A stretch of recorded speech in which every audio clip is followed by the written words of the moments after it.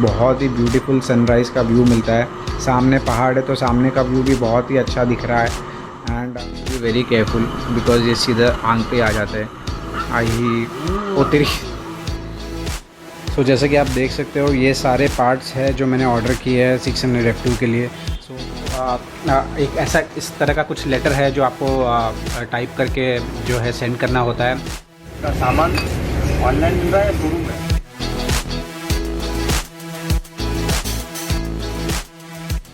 Hello YouTube, welcome back to my channel. And blackbird जो है वो आज बहुत ही अमेजिंग लग रही है। And I am so sorry मैंने आप लोगों को बताया नहीं that I have named my F2 as Blackbird.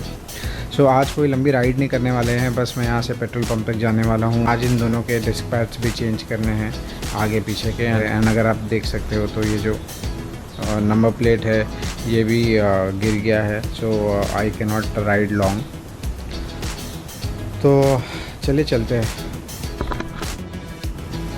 सो अभी एक छोटा सा राइड करके आता हूँ वापस। एंड ब्रेकफास्ट करने के बाद मैं जाता हूँ garage. Oh my God!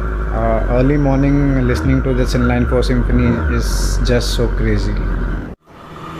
So petrol भरा के हो चुका है एंड आगे जाके थोड़ा सा एक शॉर्ट स्पिन करके घर पहुँचेंगे। तो यहाँ से जो है सर्विस रोड से ये मेन रोड पे कनेक्ट होने वाला हूँ मैं। तो ये बेसिकली मेरा फेवरेट स्ट्रेच है। इसको JNPT कलम्बोली जंक्शन रोड भी बोलते हैं बिकॉज़ यहाँ से आगे जाकर आप राइट लेंगे तो आप JNPT की तरफ जाते हो एंड आप लेफ़्ट लोगे तो पनवेल की तरफ जाते हो। एंड ये सिर्फ मेरा ही नहीं, बहुत सारे बाइकर्स का ये फेवरेट स्ट्रेच हो चुका है because thanks to the upcoming project of the airport काफ़ी रोड ब्रॉड कर दिया है। एंड बीच में जो कट्स दिए थे अलग अलग लोकेशन में अंदर घुसने के लिए, तो वो कट्स भी अभी बंद कर दिए। तो ये स्ट्रेट स्ट्रेच है एंड यहाँ पे बीच में कोई इंटरप्शन नहीं है। एंड जैसे ये ब्रिज से नीचे उतरूँगा तो मैं आपको दिखाऊंगा कि ये रोड कितना वाइड कर दिया है। एंड दूसरी ख़ास बात ये है इस रोड के कि इस रोड पे सनराइज़ और सनसेट बहुत ही अमेजिंग होता है। मैं आपको अभी थोड़ी देर में दिखाता हूँ। जैसे ही मैं ये ब्रिज के नीचे उतरूँगा आप लेफ़्ट साइड में देखिए बहुत ही ब्यूटीफुल सनराइज़ का व्यू मिलता है। सामने पहाड़ है तो सामने का व्यू भी बहुत ही अच्छा दिख रहा है। एंड यहाँ से आगे से जब मैं यू टर्न लूँगा तब मैं आपको दिखाऊंगा कि वो अपकमिंग एयरपोर्ट कहाँ पे आ रहा है। और उसी साइड पे देखिए आप सनराइज़ कितना अच्छा व्यू यहाँ पे मिल रहा है आपको। तो उस बाजू में आपको सनसेट देखने मिलता है बहुत ही प्यारा शाम के टाइम पे। तो मेरे लिए अच्छी बात यह है कि मेरे घर से ये जो रोड है ये सिर्फ 1 किलोमीटर की दूरी पे है। सो मैं कभी भी यहाँ पे आके फ़ोटोज़ वगैरह खींच सकता हूँ।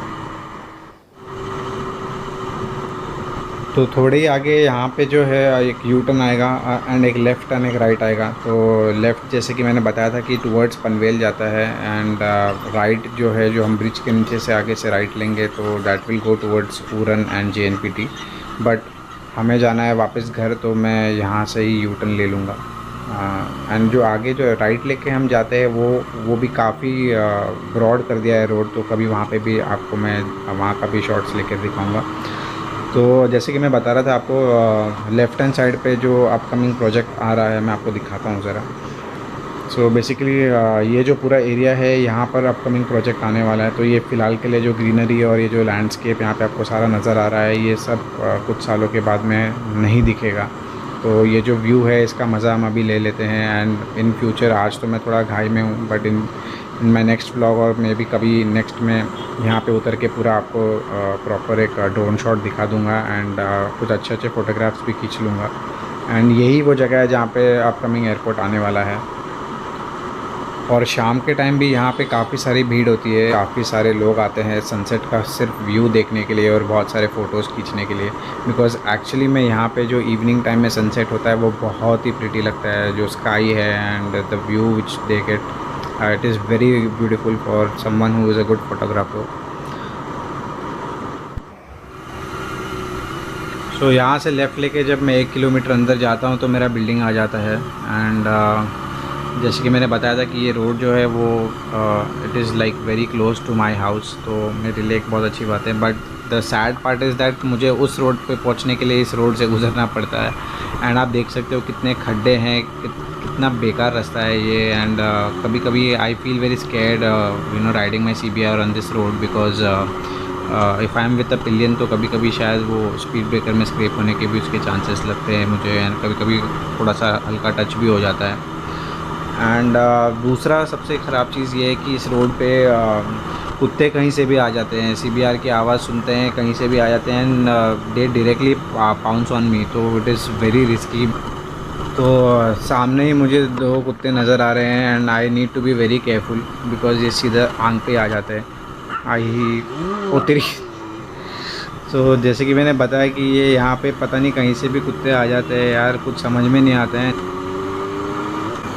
ओ भाई ओ भाई ओ भाई, शिट, ये कहाँ से आया?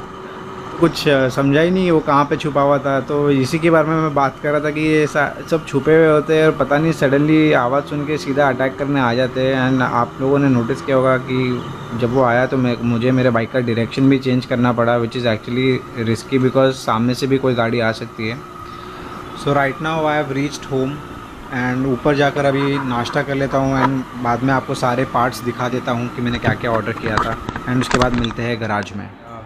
जैसे मैंने मेरे लास्ट ब्लॉग में बताया था कि मैं एक सेपरेट ब्लॉग बनाऊंगा, डिटेल ब्लॉग, जिसमें मैं मेंशन करूंगा कि मैंने क्या क्या ऑर्डर किया है, कौन से वेबसाइट से ऑर्डर किया है, एंड मुझे क्या कॉस्टिंग पड़ी, एंड मुझे कस्टम्स कितना लगा। तो वो सारी चीज़ें मैं आज के ब्लॉग में डिस्कस करने वाला हूँ। सो जैसे कि आप देख सकते हो ये सारे पार्ट्स हैं जो मैंने ऑर्डर किए हैं 600 F2 के लिए। So starting off with the most expensive one, that is this Dynojet stage 1 jet kit. So I ordered this from Sport Bike Track Gear. Basically, it is a online store in US, and along with this, I also ordered this K&N air filter and spark plugs, which you can see here. So basically, these spark plugs are recommended by Honda for the 600 F2 model, and I also received this magazine, which is Road Racing World Motorcycle Technology, and this is 2020 edition. So after that I ordered this Showa suspension. This is basically the original suspension for F3, but it is compatible with the F2. So here it is written Showa, then the model name is MAL601. Here you can see there are 10 level of adjustment for hard and soft. H is hard, S is soft, and again there is tuning on nitrox gas charge as well. So here you can see,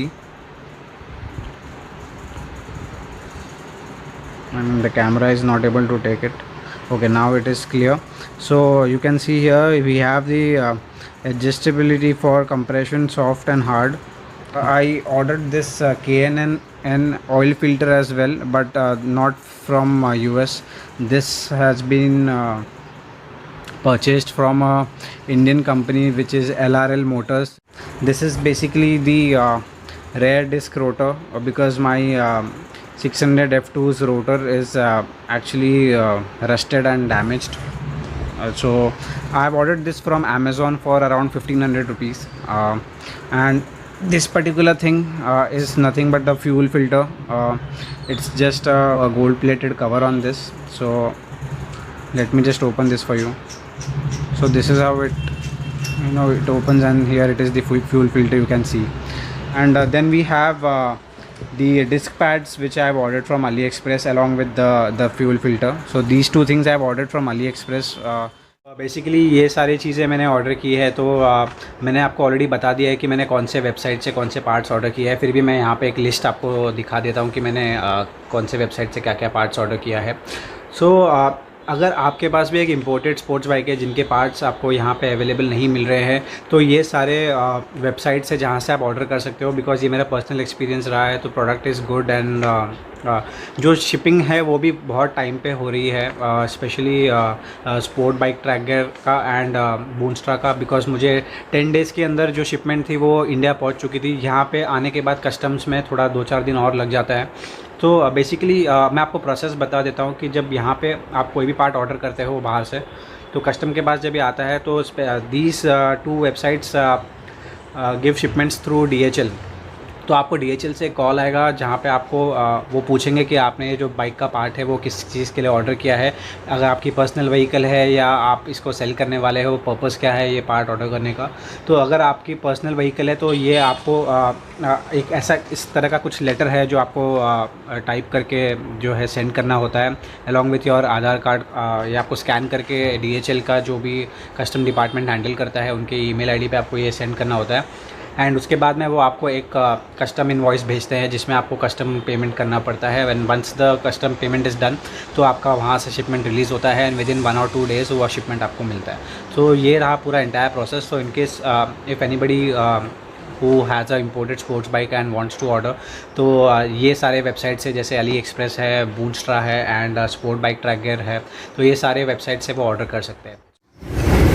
इसका सामान online मिल रहा है, showroom में। तो brake pads लग चुके हैं and आज का व्लॉग मैं यहीं पे एंड कर रहा हूँ। आई होप आप लोगों को ये वीडियो अच्छा लगा होगा एंड नेक्स्ट वीडियो बहुत ही इंटरेस्टिंग होने वाला है। तो अगर आपने मेरा चैनल अभी तक सब्सक्राइब नहीं किया है तो please do subscribe to my channel, क्योंकि मैं नेक्स्ट वीडियो में पूरा परफॉर्मेंस अपडेट कवर करने वाला हूँ। So till then ride safe, take care, मिलते हैं नेक्स्ट व्लॉग में। Thank you.